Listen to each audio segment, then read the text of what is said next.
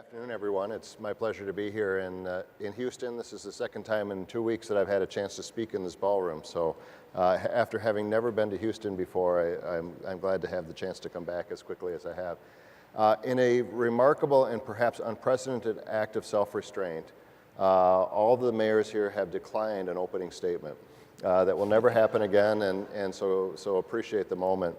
But we do want to jump right into the questions and talk a little bit about what's happening in our communities. And I'm going to just start with a real simple question, which is, as we talk about transportation, and we put it in the context of all the other things that we have to deal with as mayors, from educational issues to fighting poverty and fighting housing issues and all those things, where does the issue of transportation fit in to your broader agenda as mayors?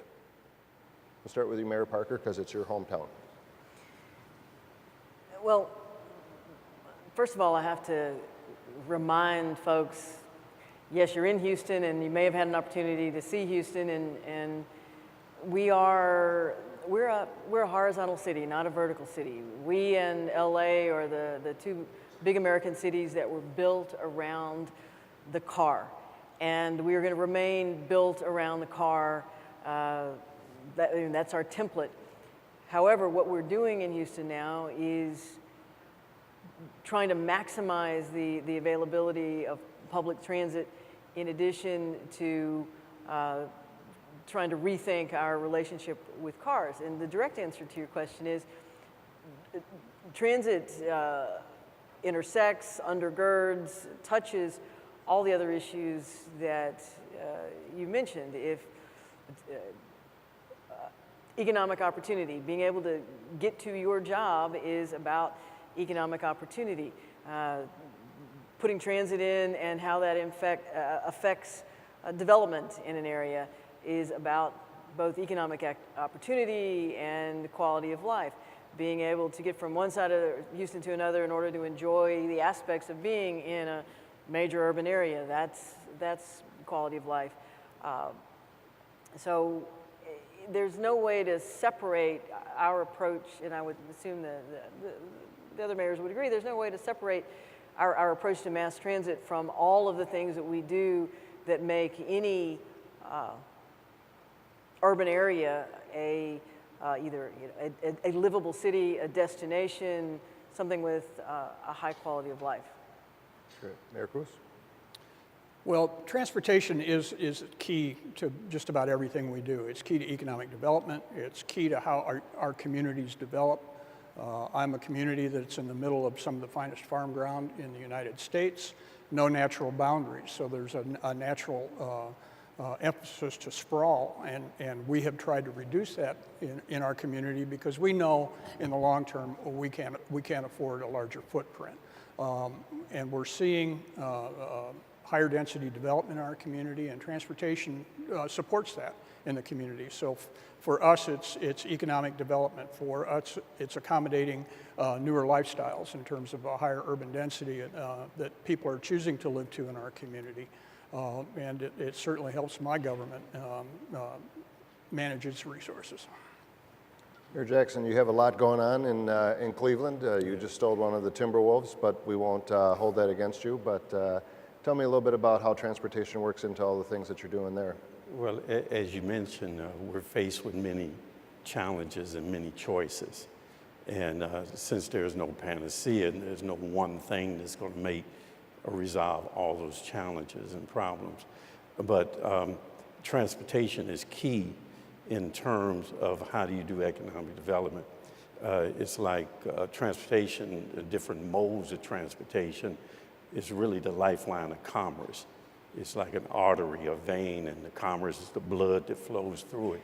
So having a good transportation system, particularly public transportation, really helps us in economic development, not only in terms of having the commerce flow through it, but having the jobs that are associated with the transportation industry itself and those industries that are built around transportation.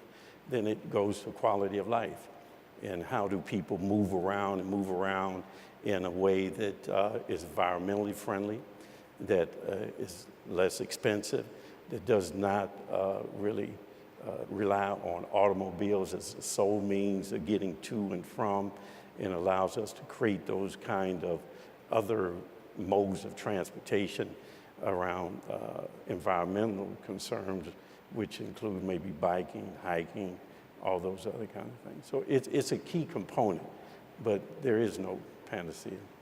So hopefully some of the members in the audience got a chance to come out to Revolution in the Twin Cities and see the success of the 2 lines that we now have open. We just opened up a line in June between downtown St. Paul and downtown Minneapolis. Just today we got ridership numbers for September, 35% more than was projected for ridership in 2015, over 1 million riders in September. And so even though we've had this success, trying to get people to kind of hop on board for another expansion of the line continues to be difficult. Are you seeing challenges in your community trying to get people to, even when you've had success, buy into the transportation vision? For Houston, because by every time we propose some sort of new mass transit development, the naysayers come out and say, oh, well, Houston's not dense enough, Houston's too sprawled out, Houston's too focused around the car. And what we have found is that whether it is redesigning our bus system or the 2 lines of light rail we have now and the 2 that are under construction, once we build it, people gravitate towards it. But there's a fundamental shift in thinking in America right now, and our generation and older, it really was about the car, even if we lived in cities that had good public transit systems. For my kids and their friends, many of them don't have driver's licenses, many of them don't really care about freeway access. They want to know how close they are to mass transit. And they are choosing where they live based on access to transit. I have brought CEOs in to meet with me and asked them to list their, what are the top concerns you have with the city of Houston? What are your the top concerns of your employees? And they want to either be close into where they work so they don't have a long commute time, or they want to be able to go places not in their car. And you can tell by the age of the respondent where they are in that spectrum. And so I think that wherever we are and what our circumstances, we ought to be thinking that for the future, that our young people have a different view of how transit ought to work and where it should be available to them. I think people are slow to change, and they don't often share the vision that from the hard work and sweat that mayors and their staffs and their administrations put into developing new ideas in transit. And in our community, we had disparate transit nodes all over the community. In our downtown area, we had an Amtrak station, an old tired station that we called Amshack, actually. And we had regional bus over here. We had airport shuttles over here. Local bus was somewhere else. And we brought all those modes of transportation under one roof in a pretty spectacular new building, which we financed through Tiger One. And we immediately started seeing a more broad-based embrace of the transit opportunities that people hadn't been using before. And we're seeing it in our ridership numbers. Our transit numbers since 2006 have gone up about 85%. From what they were then. People are more comfortable using these new modes of transit. And to echo what you just said, younger people are definitely in a situation where they don't particularly want to own a car, and they want access to transit so they can move about the community in the way that they want to. We talk about connectivity in transit, and for them, a lot of connectivity is sitting on a bus or a train and texting, and they can get across town and get their messaging done and don't have to be behind the wheel of a car. I agree with both mayors that is about creating a viable alternative, a viable choice, and that choice has to be one that's efficient, that's quick, and that it really is state of the art. Our problem is we can't afford that in the local community, so we do need help to build out that infrastructure that really goes to policy from the federal, state, and down to the local community. But the people are willing. We just have not provided them with what they believe is a better product for them to spend their time on. They would, as you say, Mayor, they would be perfectly willing to just let somebody else drive. They can text, they can do work. And as you said, Mayor, there's a lifestyle with young people who are demanding this, but they just won't take anything. Yeah. So we have to create a quality alternative to what we have now, and we're unable to afford that infrastructure. Choices, that's what people want. They want choices, and they want a good quality product. That's right. And many So times, talk a little bit about those choices in terms of the multimodal aspects of your transit system. I'll give you an example. If you have people who, particularly if their company is located in a downtown area or in an adjacent neighborhood, they would rather walk to work, cycle to work. Cars are an expense that is not that important to them, as you mentioned. And so they will make choices to where they live based on those amenities around their lifestyle, of which public transportation is one. They want to get on a loop bus in a downtown area or in the surrounding neighborhoods. They want to be able to move around. They want bike lanes. They want all these other things. So if you provide the choice, and it's a quality choice, not just say, well, I've given you a bus, I've given you a rail, and now you have this, and you expect them to ride it, and they're not going to make that choice. It has to be something that fits what they believe is quality, and it has to be efficient and not as expensive as having an automobile, and it has to be comfortable too. One of the things that recently happened, we had a birthday party for my 80-plus-year-old father-in-law, and two people showed up to that party in a car to go. A, my 80-year-old in-laws, and B, my daughter's friends who were in their early 20s. And I thought that was kind of an interesting thing. Are we building transportation systems that work for the full spectrum of our community, a full range of ages and kind of positions in life? And I would throw into that just all income levels as well, and all socioeconomic status and immigration status and all those things. I mean, are we just building out a community for transportation system for wealthier or for millennials, or is it working for all? I think we started out from the concept of we're providing a public transit system for people who don't have another choice. And now we're trying to provide public transit systems for people who have a range of choices and can choose anything they want, and we need to be competitive. But the direct answer to your question is we're going to try to provide as many options as possible, but are we reaching every demographic out there? There aren't the resources to do that. I'm sure that each one of us would love to be able to do more in terms of both public transit and things like shared transit, the car sharing, electric vehicles, more bike lanes. It all comes down to it costs money, and so you prioritize what's your maximum return on investing in this particular mode of transit, and what fits your city best. As was said before, options and quality really make a difference. I live in a community that is completely autocentric, but the notion that I can get people, or we can get people to reduce their daily car trips 20%, 30%, then we start to make a difference and be that car share, public transit, bike lanes in the community. We're seeing that. As we improve that infrastructure, people are saying, well, it's a nice day today. I think I'll ride my bike to work because I can get to work very easily. The infrastructure's there. So we're seeing that kind of thing. So giving people the options to embrace these different modes of transportation, I think they will. And it all depends on who you're trying to serve.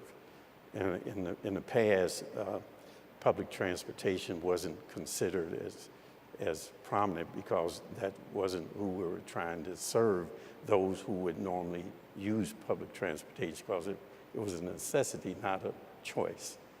And so now the demand, as the mayor has mentioned, is about choice, and people are choosing public transportation if you give them quality. So it's about how do we set policies, who are we trying to serve, and for what reason are we doing this? But the key for me is that public transportation will address all of that, no matter what demographic, what your age group, what economic group. Public transportation really is the one that will be used and be usable by everyone.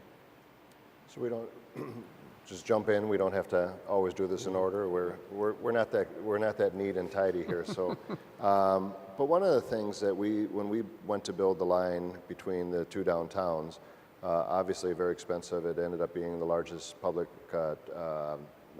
works project in the history of the state of Minnesota, is I believe $1 billion project to connect those two downtowns, and people kept on questioning the price tag. But we always said it's not just about moving people from A to B, it's about all of the other things that can occur in terms of economic development. First of all, what proactive steps have you taken to kind of assure or ensure that you do have the development that goes along with the lines and the densities that can come with it, and what successes have you had at that? Well, along the lines of, could you repeat it? It was a very long question, but just in terms of, as you go to build your transportation network and your lines, how do you maximize that, the economic impacts, the economic development impacts of those, whether that's housing or businesses or whatever that might be? Well, in Cleveland, we have this, what we call the health line, and it really connects two major employment hubs, the University Circle area and downtown. And along that, there's one major street, Euclid Avenue, that goes between the two. And because of history and urban renewal and things like that, there was an opportunity to develop all the land, the vacant land and the abandoned property along that healthcare corridor. So in that way, putting the system in really helped to promote that development, because you had these major hubs of employment, people going back and forth, vacant land that will allow for development. There are developers now who are looking to build, some by spec, buildings that will accommodate small businesses that service these economic hubs. So in that way, it worked perfectly as an economic as part of promoting that economic growth and doing the connectivity between two major economic hubs. In terms of a redevelopment project, I think our project, really good planning and engaging our public and trying to tell them what we did. And I can tell you, if you talk to anybody on the street right now that saw what our central business district was 10 years ago, and ask them, did you expect this to happen? They'd say, oh no, not that. We didn't expect anything that nice. And so really solid planning allowed us to go to the private sector, and then they saw what we were doing and they said, this is a good plan. We want to be part of this. And so we were able to build a very large hotel and conference center in the community as a result of what they saw in our plan, and it was a transportation-oriented plan. We have Chicago-St. Louis Rail. We were stepping up our transit opportunities in the community. Mixed-use buildings that have come into the community in that. Engaging the public and engaging them with a good plan, I think, was our success story. And I think rail transit or BRT has to work as a transit system first. I don't think it should ever be looked at as an economic development tool. It has to work as a transit system. Don't build it otherwise.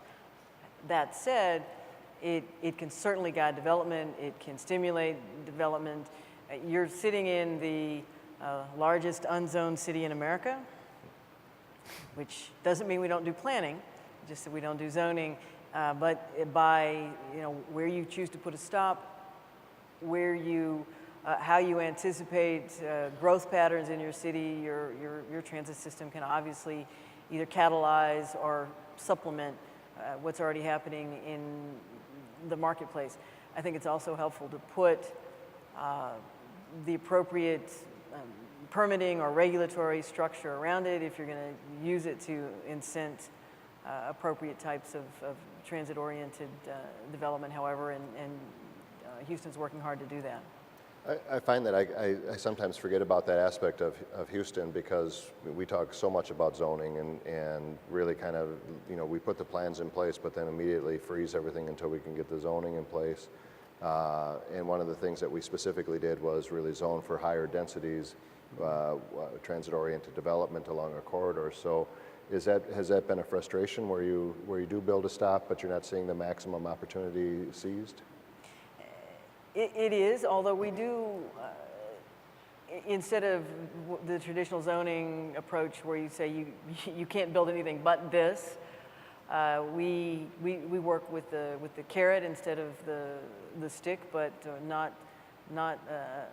not putting the chocolate cake out, we're putting the carrot out, and I think it's a little bit slower than sometimes than we'd like to see. But again, that's why I think, and it may be different in other cities, but why I think it has to, first and foremost, you have to be concerned about it as a transit system, not necessarily just economic development. But we do have things that push high-rise development to major traffic corridors and along our light rail lines. So one of the challenges that we have is oftentimes transportation systems are built to conform to existing population patterns, but those population patterns were largely set by where freeways went. You see that in the Twin Cities area, a lot of growth that went along to the west and to the southwest, out of Minneapolis, less so to the east, out of downtown St. Paul, because the freeways were initially built to the west. So as we think about transit as reacting to those patterns or shaping future patterns, how do we balance those, kind of the current need with where we hope to go in the future in terms of growth patterns or development? If I'm understanding you correctly, that's what I mean by it depends on who you want to serve. What do you want as an outcome? And we can not be in a position as mayors, in my opinion, of doing what we may consider the greater good at the expense of segments of our population. So it has to be a balance. Again, it's a resource issue, but there should be no development of public transportation just for economic purposes that does not accommodate people who live in particularly urban centers that have a great need for it, or if you have opportunities here and population there, how do you get them from? So it all depends on who you're attempting to serve. I don't think it's a either-or situation. There are ways that you can do this that will accommodate all those different interests because we are, public servants, and our obligation ultimately is to the people, and economic development and policies and public investment and leveraging of private investment ultimately should result in people just being better off as a result. So we can't excuse someone being worse off and have them wait until this thing catches up. That becomes the challenge. And one other thing is zoning. I find zoning is a tool to exclude rather than include sometimes. And so we attempt to do zoning in an exclusive way, but for that which we just don't want, but have it broad enough to be inclusive of whatever that demand may come about as a result of the opportunities that present itself. The notion that one size fits all in our communities obviously can't work. My community has had 50 years of build out residentially that, transit realistically in my population density can't address. They can't entice enough people because the population density isn't high enough. So we have to honor those people. We have to work with the way they travel about the community. But again, by giving them options, and doing things where we needed to do them in the central business district to get higher population densities. And you know, it's the new thing in our communities. There's a group of baby boomers, empty nesters who want denser housing in an urban environment, and you've got young millennials who want the same thing. So it's kind of driving some of that building in our communities. But we can't forget the other people in the community as well. But we also can't forget that buses are the workhorse of a public transit system. You can have great light rail, subway, any form of transit, but buses are the workhorse. Houston is 640 square miles of city, and we developed initially with the traditional model. You have a central business district and then commercial and retail around that, and then the more urban residential, and then the suburban residential, the traditional pattern. But in the last 40 years, we have become a multinodal city, and we have at least 5 good-sized downtowns. If you were divided it up into separate cities, and what we're doing right now with our bus system is taking a transit system that functioned as if we still had a single downtown hub, and we're now going to be next year implementing what is in effect a grid system to maximize the ability to get to these multiple nodes. And we are using all of the aspects of transportation and transit at our disposal to try to connect them, whether that is linking them with bike trails or bus systems, or rethinking how our roads feed into it, or for those areas where it can accommodate it with light rail. But it all has to add up to a greater whole. That's one of the challenges that we've had in the Twin Cities, is having 2 very distinct cities with very distinct cultures, and trying to, how do you serve all of those things, because we don't have, we're larger than Denver as a metropolitan region, but because Denver has the one more central, you know, they do have other cities, but there's Denver, and then there's the other cities, where here we're, the 2 regions, you know, East Metro, West Metro, are fighting each other to say, well, we need to be the next line, we need to have this, we need to have that. Do you have those different nodes that you have? Are they competing with each other, or is there enough central decision making that you can kind of say this is the way it's going to be, or how do those forces line up?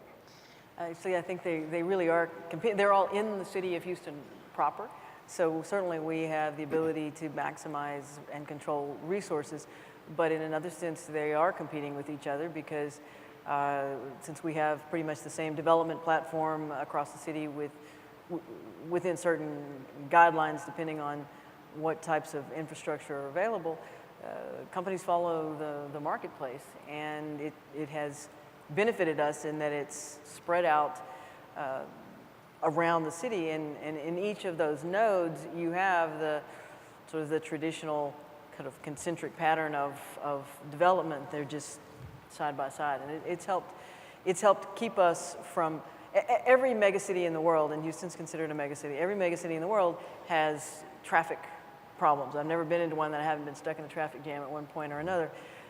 By having so many nodes and spreading out the development in that way, it's really helped us be able to accommodate massive growth. Let's talk a little bit about just the funding issue, because obviously we're struggling to see Congress pass a longer-term transportation plan and more. Did we hear Secretary Fox say enough about how we had to go lobby Congress and our members of Congress? Get out there. Should we repeat that? That's right. The question is anybody listening, I think, is the more important one. Hey, what types of, we've used obviously a New Starts program to get the Central Corridor line built. We've had a lot of Tiger grants that have helped us with various things. Our multimodal transit hub in downtown St. Paul was funded with Tiger. But obviously as we kind of look to the future, not with the uncertainty, it makes it a little bit hard to plan. What are the types of things that you'd like to see, in addition to just a more stabilized pool of money, if Congress in fact enacts some kind of long-term transportation bill? What would you like to see in that? Well, just for me, I'd just like to see some certainty, some policy as to where we are in terms of public transportation. Are we investing in light rail? Are we investing in I forget the transportation terminology, but whether it's investment around community development, or is it investment in just rail itself, or public transportation, assuming that the rest is. So there has to be a comprehensive plan as to where are we going, and local communities that fit into that. We'll fit in and we'll adapt to it. Right now, it's you just do the best you can. You piecemeal it. You get some money, you make a decision as to where you do it. You like to do it here, there, and there, but you can only do it in one place, so you make those kind of decisions. So to me, it's more about having a framework to operate in, a policy, and some certainty in terms of direction so that we can build our infrastructure. Sometimes it's rebuilding and it's creating new. That's what I like to see. Makes it easier.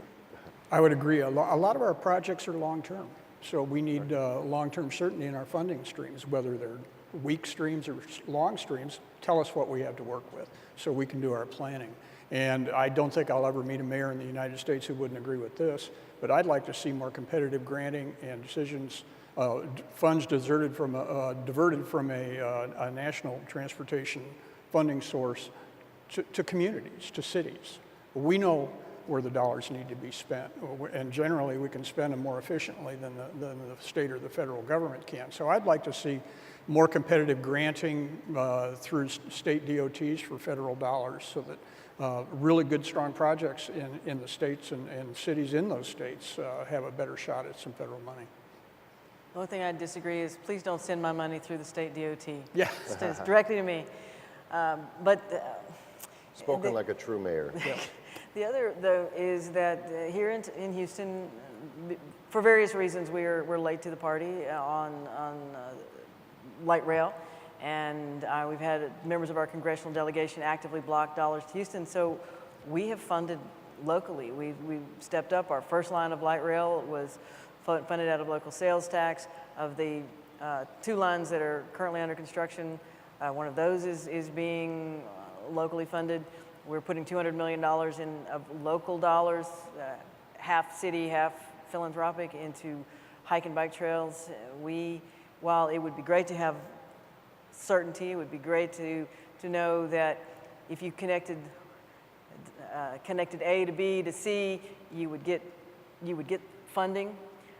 We're not waiting, and I think cities are going to have to more and more take the reins in their own hands and make these transit decisions without waiting for the federal government to get around to it.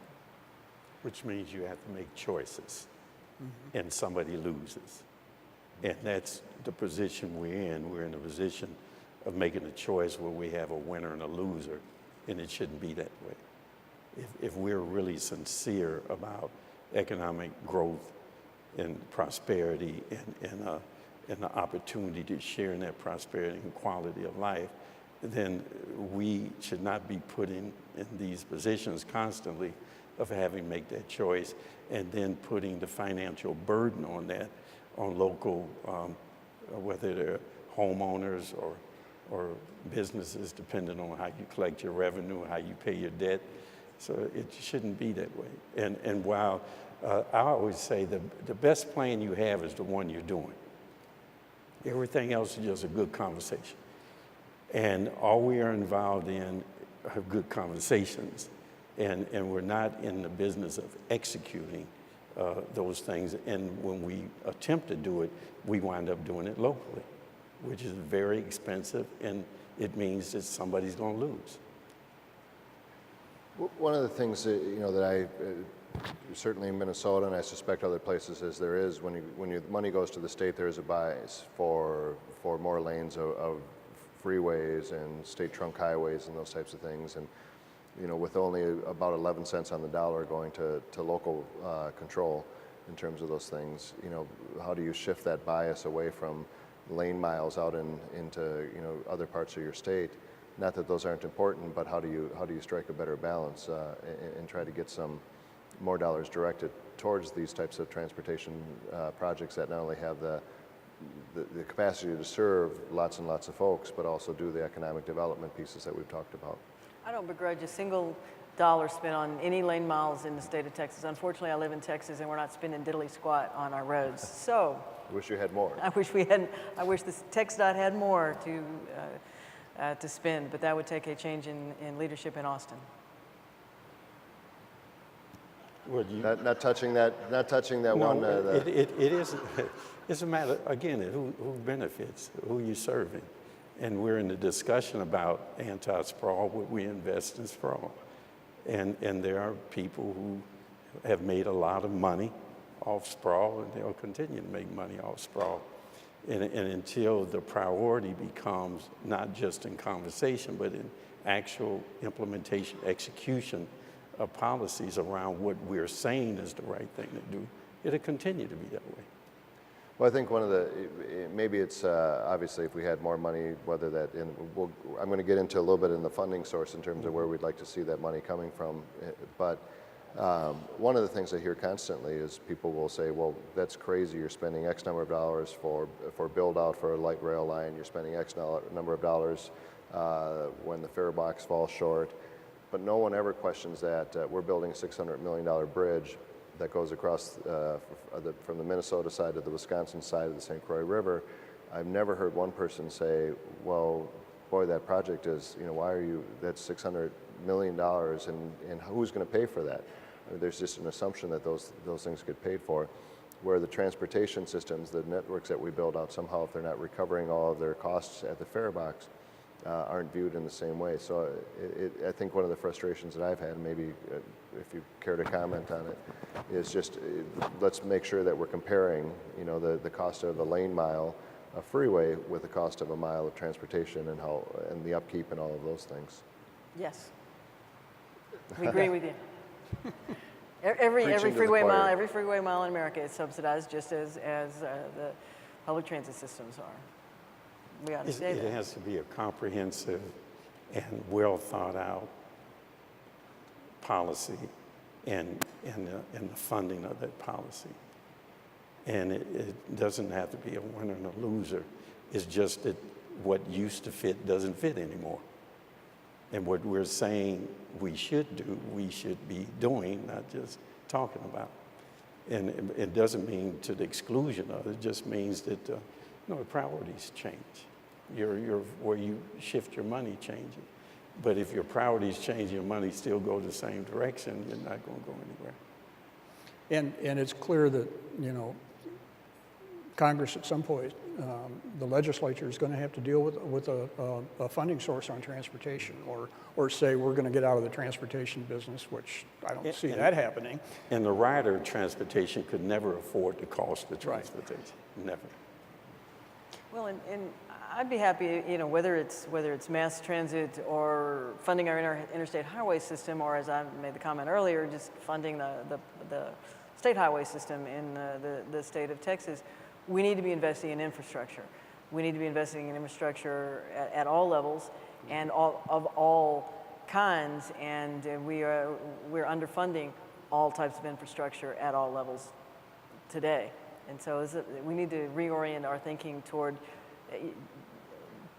the fundamental aspects of government are those things which the public sector can't fund and operate better. And what is more fundamental to government than water sewer infrastructure, street and drainage infrastructure, and the public highway system? And if we're not going to put the money into that, why are we investing in government?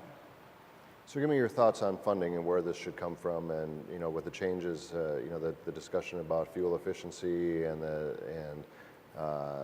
less gallons of gasoline consumed ultimately, and how we account for that versus the ability to track how many miles we travel. And if you were going to kind of pinpoint a source where you'd like to have some of these resources come from, are you agnostic, or do you have a preference for where you would like to see this? I see a lot of pros and cons in the very different funding mechanisms, and vehicle miles travel has its problems, higher gas tax has its problems politically.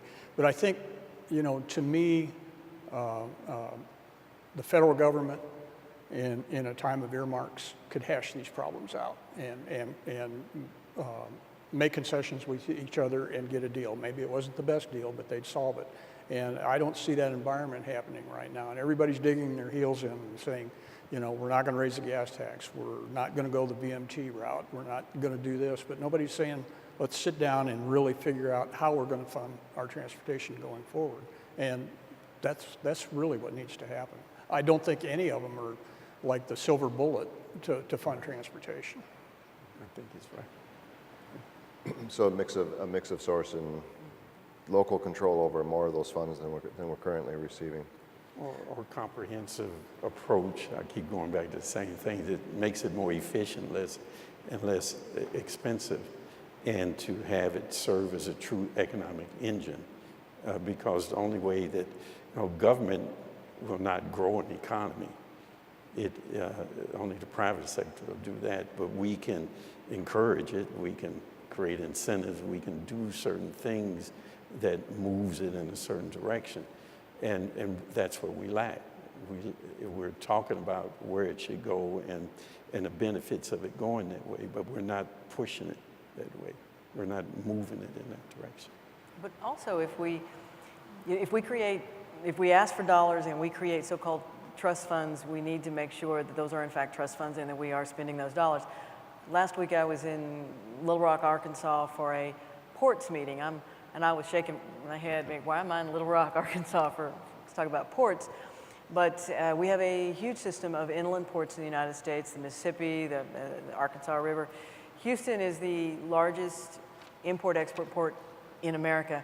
We generate $100 million in harbor maintenance fees, and there is a trust fund for harbor maintenance fees in Washington. So we dutifully send our $100 million to Washington. We get back $30 million. In order to keep my port functional, we have to spend $50 million a year on dredging.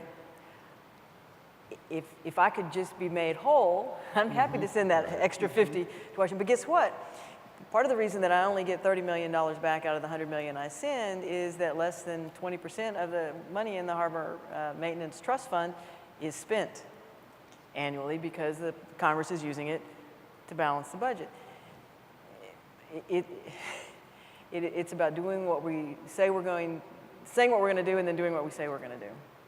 Well, it's an interesting piece because of the inland waterways piece. We have systems of lock and dams all through up into Ohio and Illinois and Minnesota and critical maintenance problems in all of those right now. Right, and Senator Klobuchar from Minnesota, Senator Landrieu from Louisiana, and others have come together and said they basically put together a package from from the users of, let's say, tax us.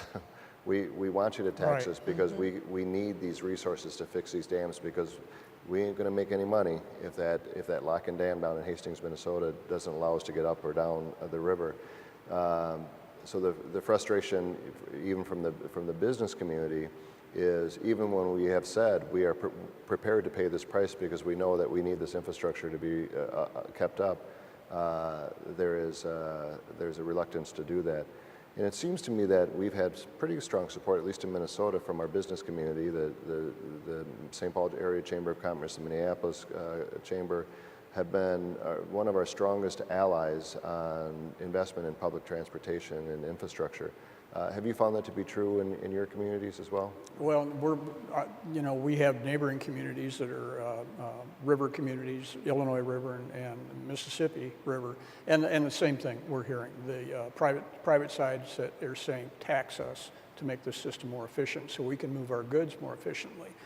We had the situation, being an agricultural area, recently where you had dredging and low water on the Mississippi where grain could not move to Louisiana. It could not be moved. It was sitting on the sideline, and the river channels desperately needed to be dredged. And we're also looking at lock and dam infrastructure from the 1890s on the Mississippi River in that. And the people in that industry are saying taxes will pay for it, but they can't get it done. That's why mayors should be in charge. We make these. We know how to make. If mayors ruled the world, and I said I thought we did, but that's. So I'm going to ask you to name a city not named Portland that you have seen as in your travels and looking at other transportation systems? Who do you admire? It can be more than one, but if you could say, I'd like to take pieces from this city or that city, who would you go to and say, this is the kind of system I'd like to build out? It's probably not the right city to say because it's not in this country. Heidelberg, Germany. Heidelberg, Germany is a city I've observed, and how they make various modes of transportation, including the automobile, work pretty seamlessly together. Streets, I've seen streets that have had parking, bike lanes, a light rail down the center, and car lanes that are, if you told an American that you were going to put it on that narrow piece of road and make it function, no one would believe it, but it functions beautifully. And people have a choice on how they move around the community. They can drive their car, they can ride their bike, they can take the light rail.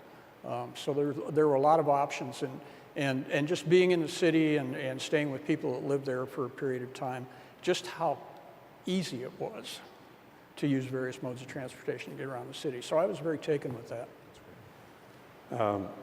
No one city, but different ones have different approaches. It works for them. But in America, particularly with light rail around large urban centers, they can pull people in and out of the city, and they can commute back and forth or for whatever. And then in Europe, they have, as you mentioned, one of the things I noticed is that other than cities that have been rebuilt through the Marshall Plan after the Second World War, that tend to have American look to them and feel to them. Other cities they would never allow for a freeway to come into the heart of the city. Now, you can get there with a car, but you're going to have to, not through a freeway. And so they have them go around, and inside the city, it's the choices. They provide for many choices, a lot of open space, green space. People can walk, they can ride bikes, they can take public transportation, they can ride their cars, they can do all those different things. So it's not one city, but it just demonstrates it works. And people adjust to it. I mean, they'll complain all day long, right, about this, that, or other. But once you make the decision, and once you do it, and they'll adjust, and they'll usually find a way to work in that. And many times I've found that people will complain about particular infrastructure work, whether it's for cars or buses or whatever it may be, and they'll complain about the inconvenience, and then, but once it's finished, they would never go back to the old way. So it's just a matter of making a decision and doing it, and then dealing with the time period between you doing it and them finally realizing that this is the best thing for them. No city gets everything right. I agree that I would cherry pick from a number of different cities.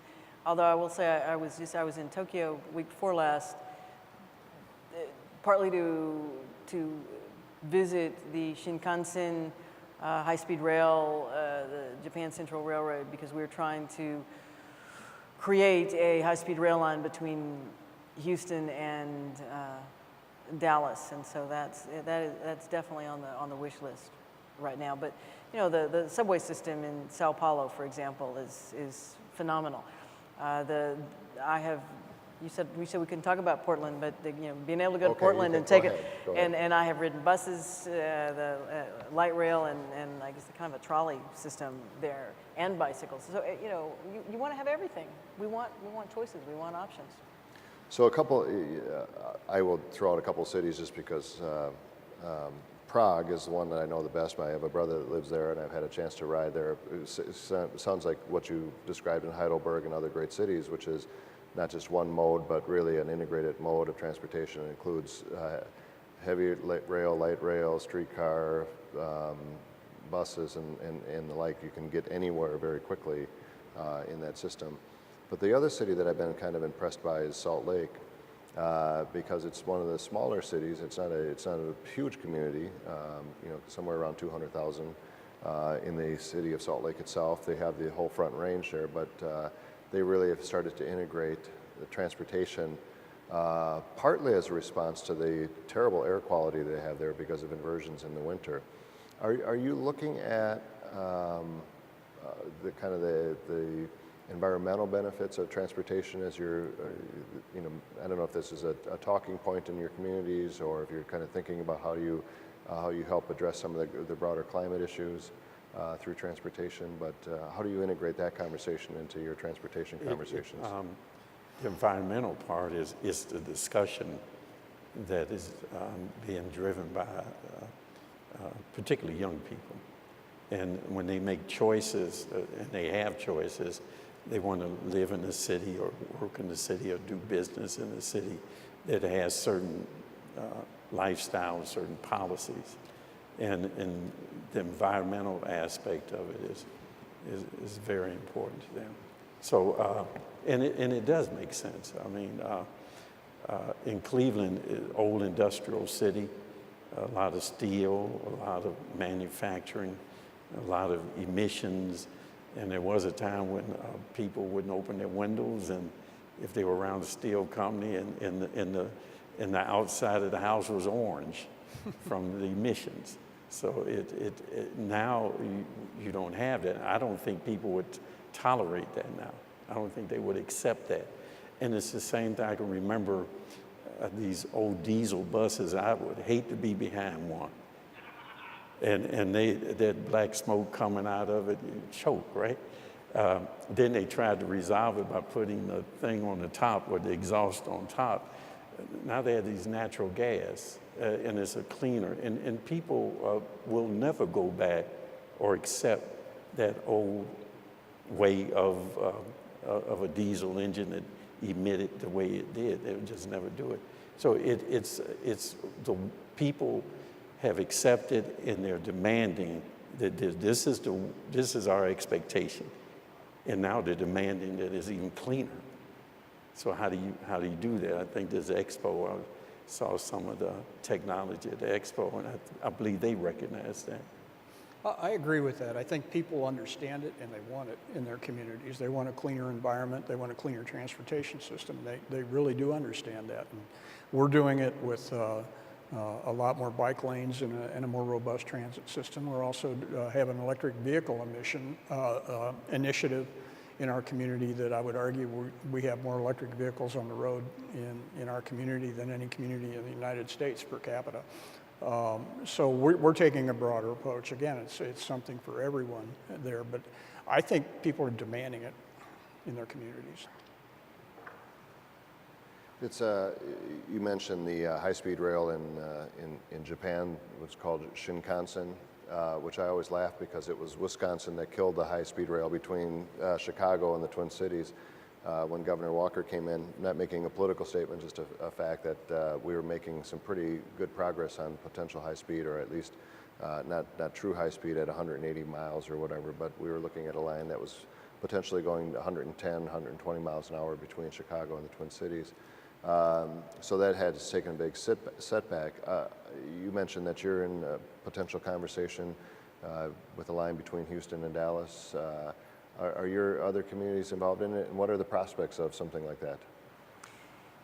If we were asking the federal government to pay for it, it'd be a non-starter. If we were asking the state of Texas to pay for it, they'd probably get the pitchforks out. But because right now the Japan Central Railway or Central Japan Railway is proposing privately funding the line. What you have is my counterpart mayor in Dallas and the county up there, and County Judge Emmett and I here have made the commitment to permitting and targeting the stops in our city. They are in environmental analysis right now. They're trying to stay as close as possible to existing freight rail lines to minimize the amount of right-of-way acquisition, but it's intended to be privately funded, and that is probably the only reason that we have some hope of seeing it. Any discussions in your corridor in Cleveland or? In Ohio, we're kind of primitive in that regard. There is discussion, you have Amtrak, you have other kind of things, but there's no infrastructure there. And Ohio actually turned back some money from the federal government. I think it was about $400 or $500 million that was going to be in. And we gladly took it. Yeah, That's right. that it wasn't high speed, but it was supposed to be on existing commercial rail, which is slow speed. So even with that, it would have been primitive compared to what you're talking about. But we're not, I don't see Ohio moving right now in that direction, although it should. It So should. you seem to be making some progress between Chicago and St. Louis. We do. We're on the Chicago-St. Louis corridor, and you know, our little community of 125,000 people, 2 cities. We're the second largest Amtrak stop in Illinois and 4th in the Midwest region. You know, we're seeing over 300,000 passengers a year come through our station, and this is before the advent of what I call higher speed rail, as you brought up, the 110-mile-an-hour rail. It's becoming more and more important to the residents of my community, that rail connection, primarily to Chicago. And with the advent of 110-mile-an-hour speeds within the next 2 or 3 years, that puts us, in a time sense, much closer to Chicago. And I think the economic impacts that can have on our community, the opportunities that generates. I'm now in a community that is competitive in time travel with someone who lives in the western suburbs of Chicago who's driving into the downtown area or taking Metra into the downtown area. So we see real opportunities in passenger rail there. I'd love to see this in the context of upgrades of freight rail lines as well. We're having a huge problem in Minnesota, largely because of what's going on in North Dakota with the oil, where our kind of normal users of freight rail are not being able to get onto the rail and trying to have, now they're using more trucks to ship their goods and various things. So I think a broader conversation that would include the public-private partnerships that you talked about, Mayor Parker, potentially, might get us off the dime on that conversation for other cities and other communities. It's a huge problem in this country as freight rail becomes more viable. Those lines that are shared with passenger rail, it puts greater pressure on the passenger rails, and the lines are owned by the freights, and it makes it very difficult. I was at a presentation by the president of Union Pacific a few years ago, and he said, you know, most people in America, they look at Europe as the ideal for passenger rail, and he said most people in Europe look at the United States as the ideal for freight rail. And to make those two systems cooperate is really, really difficult at this point. So just as we wrap up here, we have some folks out in the audience, APTA and their advocacy. What would you like to see this organization do to help promote more investment in transportation and the work that we're doing in our local communities? To develop an agenda and don't ask. You know, my saying is that if we expect the system, in this case, to do right by us because it's the right thing to do, we're foolish. It's not going to happen. So we have to be more aggressive in what we put it on the table, make it happen, and be aggressive about it, and which means you may not have many friends, but you probably get something done. I'll be the politician and say they're doing a great job already. I like what they're doing, but as you said, they need to be a strong advocate for public transportation. I think they're doing a very good job of that. Keep it up. That's great. And maybe somebody in Washington will eventually listen to us all. Yeah. So. Well, hopefully we'll, over the next couple of weeks of the election cycle, people will be asking those questions and start paying attention to the answers. So thank you very much for your time, and thanks for being here, and thanks to APTA for hosting us. Great. Thanks for moderating. Thank you. Great.